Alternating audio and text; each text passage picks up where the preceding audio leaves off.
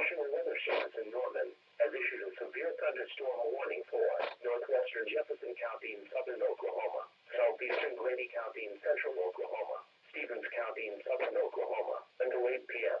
At 7:21 p.m., a severe thunderstorm was located near Eureka Lake, moving east at 25 miles per hour. Hazard, golf balls on sale with 60 miles per hour wind gusts. Source, radar indicated. Impact, people and animals outdoors will be injured. Expect hail damage to roofs, siding, windows, and vehicles. Expect wind damage to roofs,